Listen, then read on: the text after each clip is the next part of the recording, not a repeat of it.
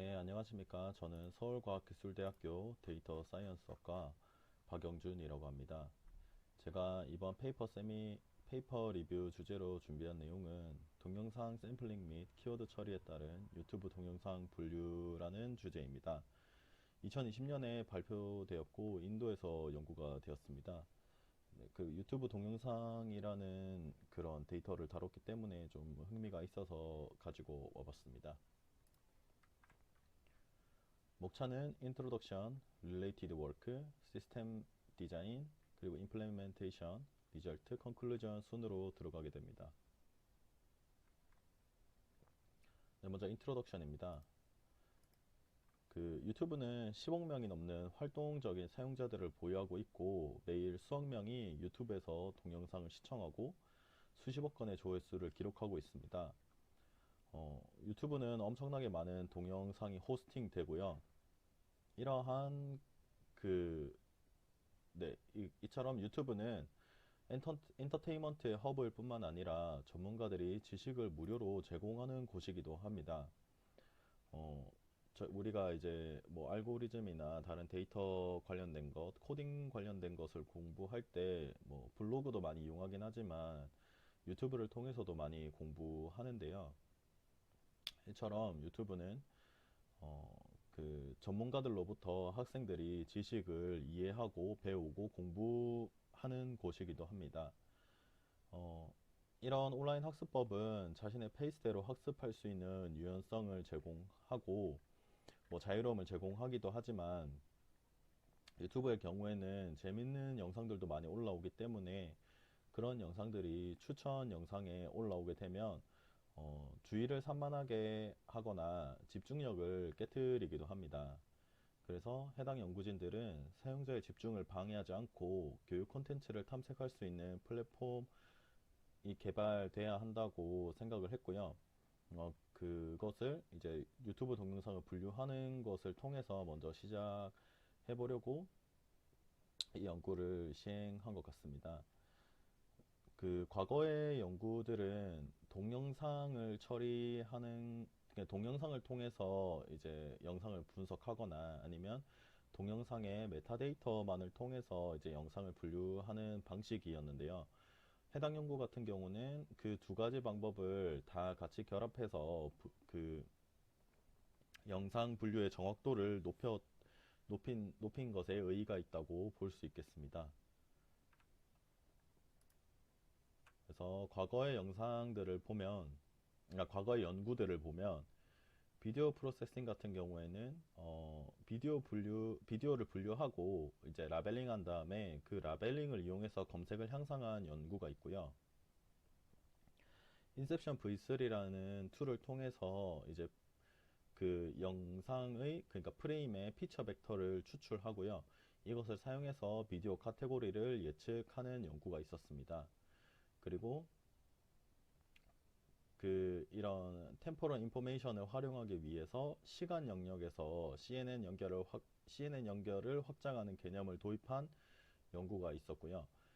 그 가장 유명한 4,800개 클래스 아래에서 약 800만 개의 비디오를 분류하고 이제 분류를 통해서 그 비디오 프레임 처리 투 스트림 CNN을 개발한 이 연구가 있습니다. 이게 가장 유명하다고 하네요. 그래서 해당 연구들로부터 이제 분류 알고리즘을 어 이제 분류하는 알고리즘을 이제 그 좀 뭐 그런 분류하는 알고리즘을 이제 좀 이 개발에도 사용했다고 합니다. 그리고 이제 텍스트 프로세싱의 경우에는 1차 사용자 감성 메타데이터와 좋아요나 싫어요, 그리고 코멘트를 수집한 감성 분석 분류법을 사용했는데요. 어, 여기에서도 마찬가지로 이제 이러한 연구들로부터 영향을 받았다고 볼 수 있습니다. 다음은 네, 시스템 디자인입니다. 시스템 디자인 같은 경우는 어, 시스템 디자인 같은 경우는 두 가지로 나뉘는데요. 크게는 비디오 프로세싱과 키워드 프로세싱입니다. 먼저 비디오 프로세싱의 경우에는 그 두 가지 툴 파피 라이브러리와 인셉션 V3를 통해서 비디오를 전 처리하고요. 이거를 트레이닝 셋과 테스트 셋으로 나눕니다.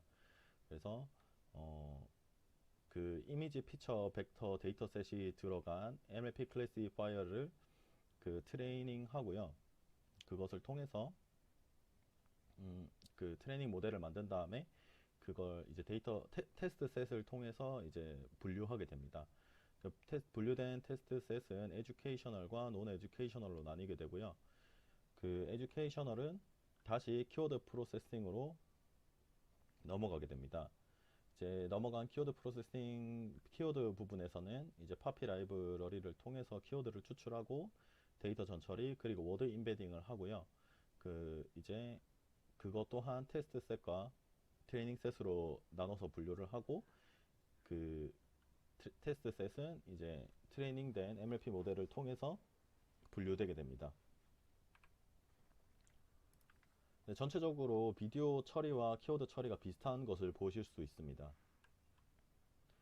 네, 비디오 프로세싱 모델로 비디오 프로세싱 부분을 넘어와서 이제 전처리 부분을 좀 자세하게 보자면 파피 라이브러리를 통해서 프레임을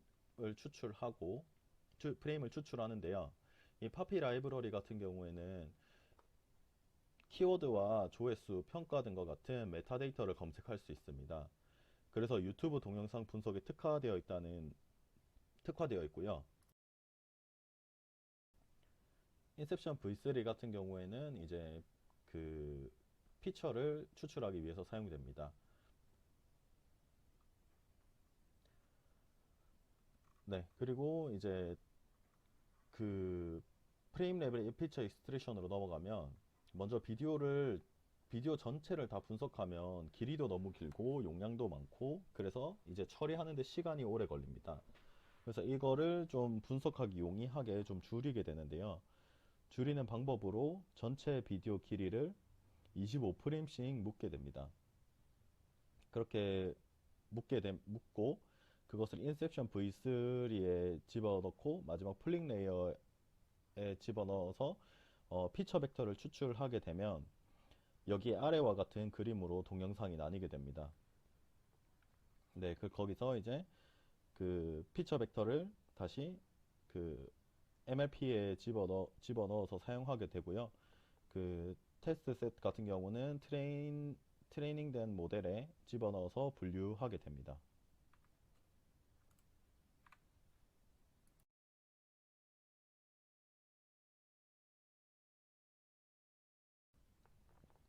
네, 피처 벡터를 추출하고 그 이제 아까 거기서 파이널 플링 레이어를 통해서 피처 벡터를 추출하고요.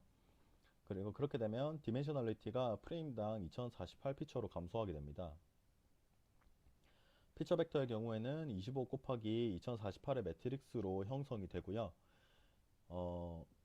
이렇게 형성된 피처 벡터는 이제 MLP 모델을 교육하는 데 사용됩니다. 프레임을 25프레임씩 묶으면 훈련 속도를 높일 수 있지만 많은 정보가 손실된다는 단점이 있습니다. 그래서 그것을 보완하기 위해서 프레임 피처 벡터를 MLP에 전달해야 합니다. 네, 많은 분들이 아시겠지만 MLP 같은 경우에는 그 멀티레이어 퍼셉트론으로 여러 개의 히든 레이어를 넣어서 비선형 분석을 가능하게 하는 뉴럴 네트워크인데요. 프레임 피처 벡터를 멀티레이어 퍼셉트론에 전달해서 사용을 하고요. 멀티레이어 퍼셉트론 같은 경우에는 아담 알고리즘을 사용하고 활성함수로 렐루와 시그모이드를 사용했습니다. 그리고 그 로스 펑션으로 바이너리 크로스 엔트로피를 사용했습니다. 그래서 그렇게 만들어진 MLP를 트레이닝 모델로 교육을 하고요. 그 트레이닝 데이터로 교육을 하고 그렇게 교육된 트레이닝 모델을 통해서 테스트 데이터를 분류하게 됩니다. 시간 정보는 프레임 피처 벡터의 시퀀스에서 얻게 되는데요. 2차원의 인풋 매트릭스는 다시 1차원으로 축소됩니다. 그 MLP 레이어는 자비의 이니셜라이저를 사용해 초기화되고요. 그 전처리한 그 데이터셋을 그 테스트 셋을 교육적, 비교육적으로 분류합니다. 그러나 일부는 영상 처리 모델에 의해서 잘못 분류되기도 하는데요. 이것을 막기 위해서 유튜브 동영상의 키워드를 분석합니다.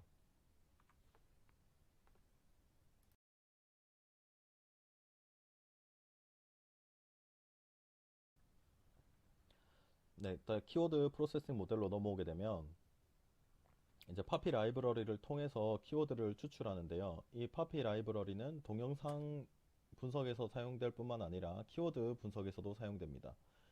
그래서 그 동영상으로부터 추출한 키워드인 뭐 스터디, 이그잼, 피직, 에듀케이션, 테스트가 들어간 키워드 같은 경우, 그 동영상 같은 경우는 에듀케이셔널로 분류를 하고요.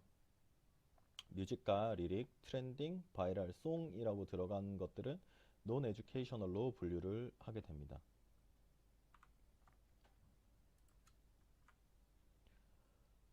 그래서 그런 키워드 목록 중에서 단어나 영어 이외의 단어, 그리고 구두점 등 불필요한 데이터를 제거를 하고요.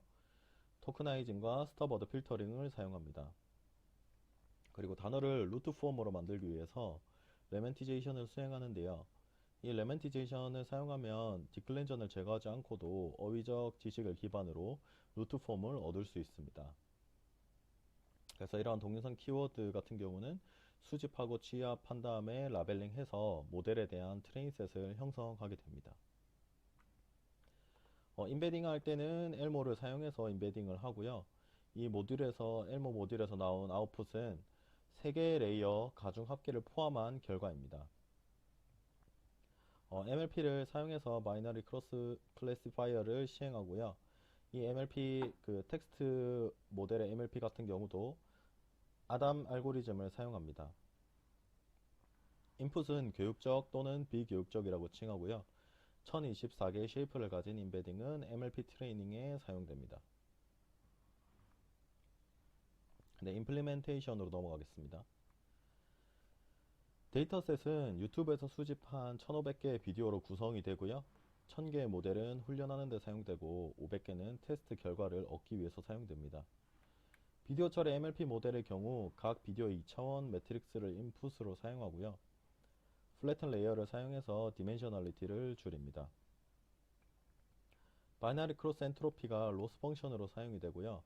그 키워드 프로세싱 모델의 경우에도 워드 인베딩이 인풋으로 사용됩니다. 마찬가지로 바이너리 크로스 엔트로피를 로스 펑션으로 사용합니다. 네, 다음은 리절트입니다.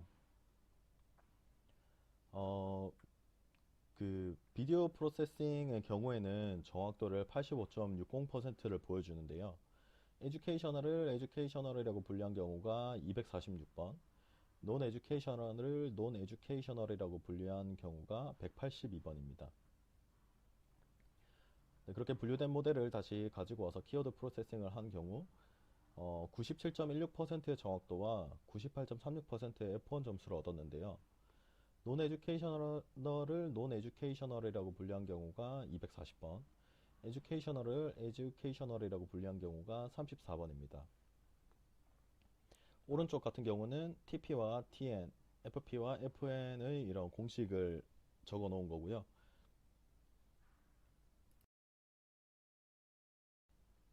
비교 지표로 워투백을 사용했는데 그때의 경우 86.1%의 정확도를 얻었습니다. 네, 다음은 컨클루전입니다. 컴퓨터 비전과 NLP 기법을 사용해서 유튜브 동영상을 교육적, 비교육적으로 분류하는 접근 방식을 제안했습니다. 이제 피처 익스트랙션용 인셉션 V3와 시퀀스 분석용 MLP로 구성된 비디오 분석 모델은 85.6%의 정확도를 보였고요. 그 이제 키워드 프로세싱의 경우에는 97.16%의 정확도를 보여줬습니다. 여기서는 이제 에듀케이셔널과 논 에듀케이셔널 두 가지로 이제 분류를 했는데요. 접근 방식을 좀 더 정교하게 개선하고 다른 이제 카테고리를 좀 더 세분화한다면 그 분류를 좀 더 세분화할 수 있을 것으로 판단됩니다.